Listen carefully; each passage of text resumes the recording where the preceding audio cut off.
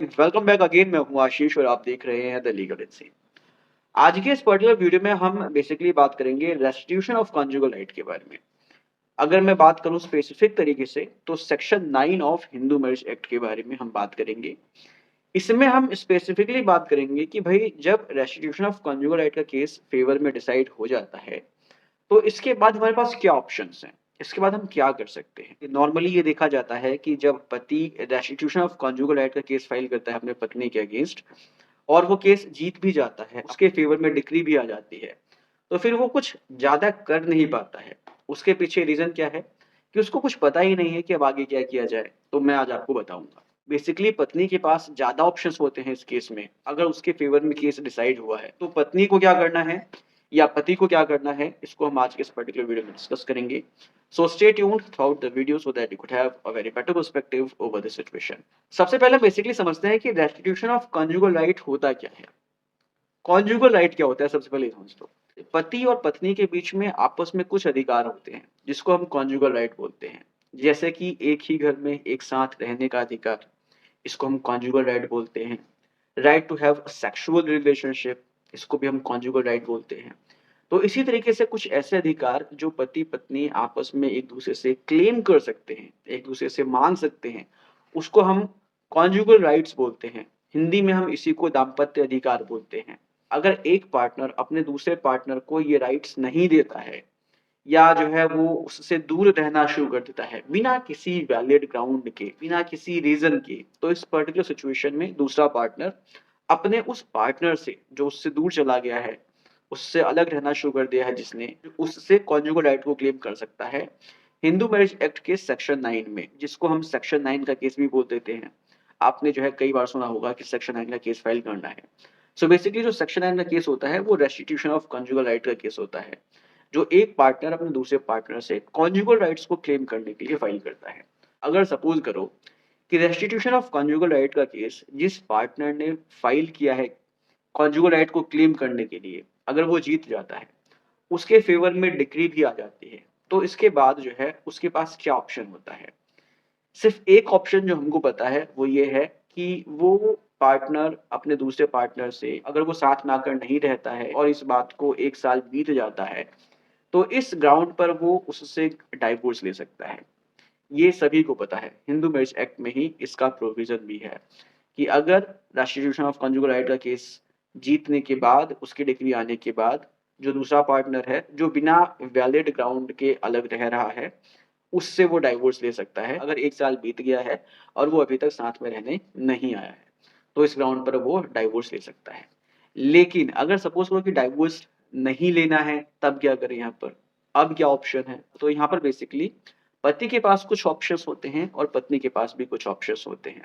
इसको हम सेपरेट करके समझेंगे। सबसे पहले हम समझते हैं कि पति के पास क्या ऑप्शन है। देखो, पति के पास लिमिटेड ऑप्शन ही रहता है। जब हम मैट्रिमोनियल डिस्प्यूट्स की बात करते हैं, तो पति के पास हमेशा से ही लिमिटेड ऑप्शन ही रहता है।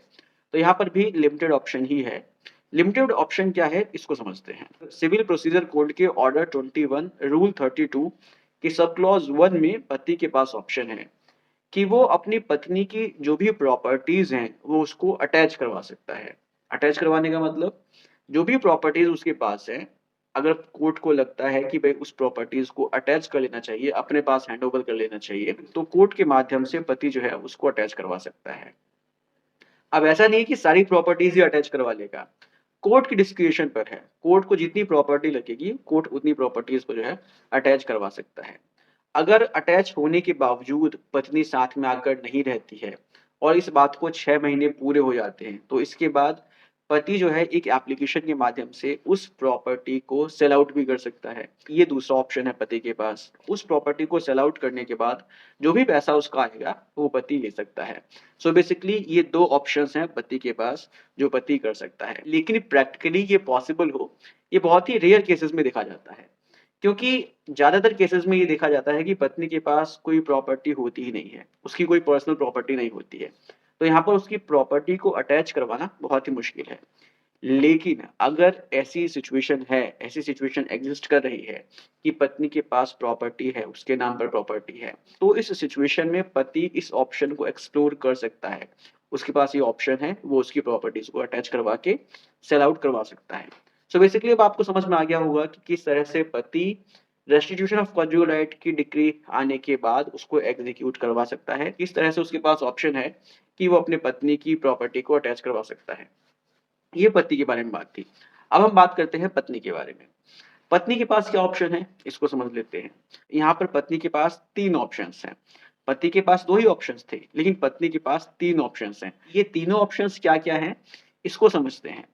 पहले 2 ऑप्शंस जो पति के पास थे, ये पत्नी के पास भी है। मतलब कि सिविल प्रोसीजर कोड के ऑर्डर 21 रूल 32 के सब क्लॉज 1 में जो पत्नी है, वो भी पति की प्रॉपर्टी को अटैच करवा सकती है। अगर पति डिग्री पास होने के बावजूद पत्नी के पास आकर नहीं रह रहा है, तो इस सिचुएशन में पत्नी भी जो है कोर्ट अप्रोच करके उस डिग्री को एग्जीक्यूट करवा सकती है और उसकी प्रॉपर्टीज को अटैच करवा सकती है। और प्रॉपर्टी के अटैच हो जाने के बाद अगर पति 6 महीने के अंदर नहीं आ रहा है पत्नी के पास रहने के लिए, तो फिर दूसरा ऑप्शन है पत्नी के पास, वो उस प्रॉपर्टी को सेल आउट करवा सकती है एप्लीकेशन लगाकर कोर्ट में। सो बेसिकली ये दोनों ऑप्शंस जो हैं समझ में आ गए होंगे। अब इसके बाद तीसरा ऑप्शन क्या है, इसको समझते हैं।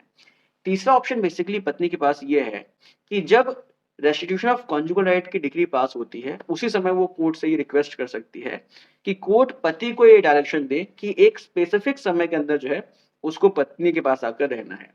अगर उस समय के अंदर वो पत्नी के पास आकर नहीं रहता है, तो एक लमसम अमाउंट जो है वो पत्नी को मेंटेनेंस के रूप में देगा। इस तरह से पत्नी रेस्टिट्यूशन ऑफ कॉन्जुगल राइट के केस में भी मेंटेनेंस को क्लेम कर सकती है। इसका प्रोविजन हमको मिलता है सिविल प्रोसीजर कोड के ऑर्डर 21 रूल 33 में। इस तरह से बेसिकली अब समझ में आ गया होगा कि रेस्टिट्यूशन ऑफ कॉन्जुगल राइट के केस में भी अगर डिक्री फेवर में आती है तो उसको हम कैसे एग्जीक्यूट करवा सकते हैं और क्या-क्या ऑप्शंस होते हैं हमारे पास। नॉर्मली मैं ये देखता हूँ कि जो ये ऑप्शंस पति या पत्नी के पास होते हैं, वो उसको एग्जीक्यूट नहीं करते हैं, वो उसको जो है एक्सप्लोर नहीं करते हैं क्योंकि इसके बारे में उनको नॉलेज नहीं होता है।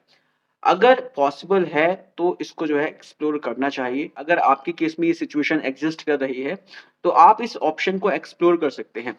उम्मीद करता हूँ कि वीडियो इन्फॉर्मेटिव लगी होगी। अगर इन्फॉर्मेटिव लगी है तो उसको शेयर कीजिए। मिलते हैं नेक्स्ट वीडियो में। Take care, bye bye.